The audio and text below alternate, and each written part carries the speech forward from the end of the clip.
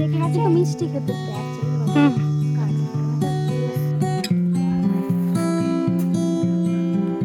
বসিয়েছি এখানে আলু ভাজা হচ্ছে ব্রেকফাস্টের জন্য।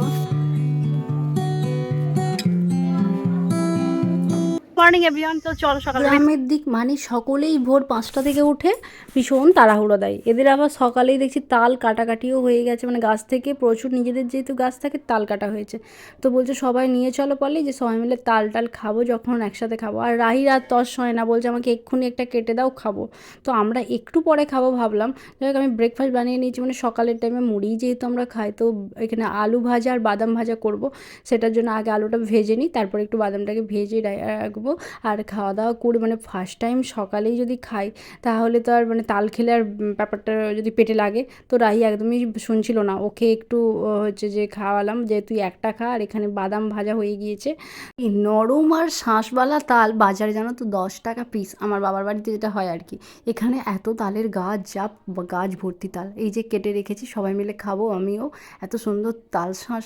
আর এটা হয়েছে যে আলুটা সিদ্ধ করে যেন দুপুরের জন্য আমি করে রাখছি রেডি করে, লঙ্কা তেল ভাজা হয়েই গিয়েছে। তারপরে এখানে আলুটাকে গরম গরম যদি না মাখিয়ে রাখি না, ঠান্ডা হলে কেমন সেই শক্ত পাড়া হয়ে যায়, যার ফলে এই আলুটাকে ভালো করে নুন দিয়ে লঙ্কাটাকে চোখেটে নিয়ে তারপর আলুটাকে ভালো করে মেখে রাখবো। আর তার জন্যই বসা। আর তরকারি বলতে তো নিরামিষই খাচ্ছি, যেহেতু একাদশীর আগের দিন পরের দিন নিরামিষ হয়েছে। নৃসিংহ চতুর্দশীর জন্য আগের দিনটাও নিরামিষ খাচ্ছি, পরের দিন নৃসিংহ চতুর্দশী আছে, মানে আমরা এই একাদশীর মতনই ব্রতটা পালন করব। ফল খাবার এইসব মানে সবজি যেগুলো খাই আর কি, এগুলোই খাওয়া দাওয়া করবো। কিন্তু সন্ধেবেলা যেহেতু নৃসিংহদেবের আবির্ভাবটা হয়েছিল, তার জন্য আমরা দিনের বেলাটা তো একদমই মানে নির্জলাভাবে থাকার চেষ্টা করবো। কিন্তু জানি না, যদি আমার মনে হয় 12টার পর আর কি মিজরির শরবত একটু খেতে পারবো, না হলে গলা শুকিয়ে যায়। তো যাই হোক আলুটা এখানে মেখে নিই চলো। এইভাবে ছাড়িয়ে সিদ্ধ করার একটাই কারণ, আমাকে যে মাখার সময় আর কোনো চাপ নিতে হবে না যে খোলা ছাড়ানোর। আলু ভাতে এই জিনিসটা কিন্তু আমরা প্রতিদিন যদি যখন তরকারি থাকে, আলু মাখা ব্যাপারটা আমাদের বাড়িতে একদমই হয় না। কিন্তু পেঁয়াজ টেঁয়াজ খায় না বলে অল্প, কিন্তু এক দিন একটু আলু মাখা দিয়ে ভাত খেতে কিন্তু বেশ মন্দ লাগে না। তখন যদি ডাল থাকে বা একটু হালকা সবজির ঝোল, সাথে আলু লঙ্কা তেল দিয়ে ভালো করে আলু মাখা, এরকম ব্যাপারটা ভালো লাগে গরম ভাতের সাথে। আমাদের দিনের বেলার দিকে যেহেতু তরকারিটা অনেকটাই হয়ে থাকে, যেমন আজকে আলু দিয়ে পটল দিয়ে সবজি একটা হবে, কোচ বেগুন ঢ্যাঁড়স সব রকমের সবজি দিয়ে একটা ঝোল হবে। মানে এই ঝোলটা যেহেতু নিরামিষ খাওয়া দাওয়া হচ্ছে, তাহলে একটা ঝোল থাকলে, সাথে একটু তরকারি একটু ঝাল ঝাল আলু ভাজা থাকলে, আর এই যে বললাম কোনো রকম কিছুই দরকার হয় না, মাছ ডিম তো থাকেই না। আর মানে না খেলে এগুলো কিন্তু আর মনে হয় না। যাই হোক চলো, আমি ভালো করে আলু সিদ্ধটা ম্যাশ করে রেখে দিই, কারণ তাহলে বেশ ভালো থাকবে। আর ওইদিকে তরকারিটা করতে থাক মা, কারণ রান্নাবান্নায় যেগুলো থাকে দায়িত্বেই তরকারি হয়েই গেছে, পটল দিয়ে আলু দিয়ে হয়েছে তরকারি। আর এখানে ঢ্যাঁড়স কচু বেগুন সব সবজিগুলোকে ভালো করে কষে নেওয়া হচ্ছে। ভালো করে কষে নেওয়ার পর ভালো করে যখন ভেপে সিদ্ধটা হালকা হালকা হয়ে যায়, তখন এখান থেকে ওপরে মানে টমেটম আর আদা যে পেস্টটা থাকে সেটা ভালো করে দিয়ে নাড়াচাড়া করে নেবে। আর ফুটে গেলে জল ঢেলে দিয়ে জল ফুটে গেলেই হয়ে যায়। এতে কিন্তু যখন চিংড়ি মাছ পড়ে আরও বেশি টেস্ট হয়। অনেকে করে যেরকম যেভাবে করে আর কি, আমাদের শুধু ঝোলটাও ভীষণ পছন্দের। এই রান্নাতে কিন্তু একদমই তেল খরচা হয়ই না, অল্প তেল মশলাও লাগে। আর স্বাস্থ্যের জন্য খুব ভালোই, গরমে বেশি রিচ বা বেশি মানে তেল মশলা দিয়ে খাবার দাবার আমরা একটু এড়িয়েই চলি। আর টমেটোটাকে ভালো করে একটু শিলে বেটে নেওয়ার কারণে একটু গ্রেভি ভাবটাও ভালোই আসে। আর একটু উপর থেকে একটু জিরের গুঁড়ো সব কিছু দিয়ে একটু ভালো করে কষা কষা হয়ে গেলে জল ঢেলে দেবে। ভালো, অনেকে প্রচুর জল খায়, কিন্তু এখানে আমাদের যেহেতু 3জন মানুষ খাবো, তার জন্য অল্প করেই জল ঢেলেই ফুটাতে দেওয়া হবে। চলো আমি ততক্ষণ রাইকে দেখি কী করছি, ওকে স্নান করিয়ে রেডি করে নিই, আর ঝোলটা ততক্ষণ গরম গরম ফুটে গেলেই ওকে ভাত খাইয়ে দেবো।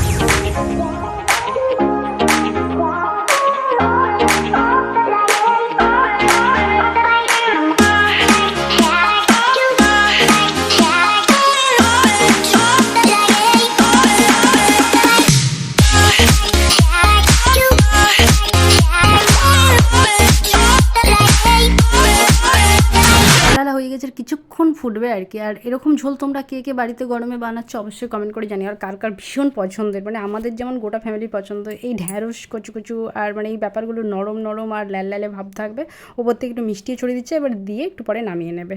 রাহিকে খাওয়া দাওয়াগুলো সারিয়ে নিই। এই যে ঝোল হয়েছে, ঝোল কোচ দিয়ে বেগুন দিয়ে, ওই রাহিকে ঝোল দিয়েই ভাতটা খাওয়াবো, এবেলা দুধ দেবো না।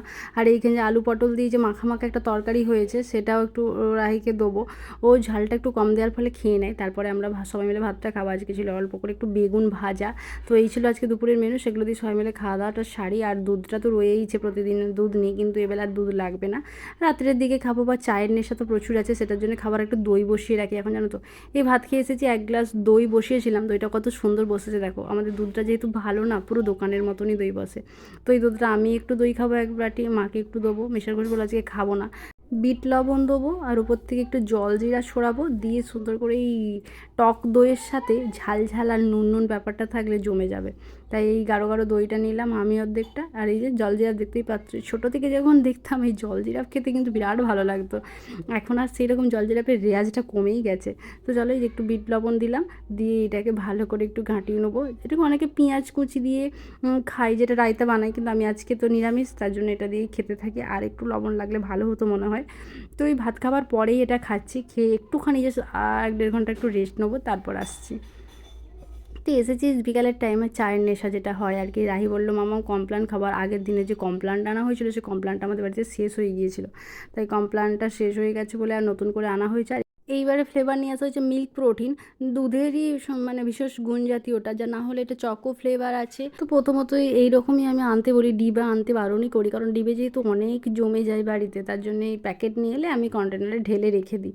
তার জন্য এই কমপ্লেনটা ঢেলে রেখে দিই। আর দুধ গরম করতে দিয়েছি ওইদিকে, রাইকে 1 গ্লাস দেবো দুধ।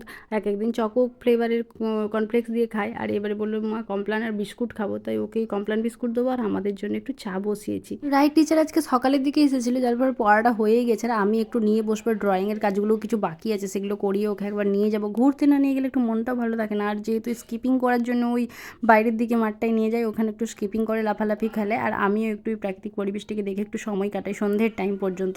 তো চাটা তাড়াতাড়ি করে খেয়ে আর রাহিকেও বাড়িতে খাইয়ে বাসন টাসনগুলো ধুয়ে রেখে যাবো ভাবলাম ওইখানে।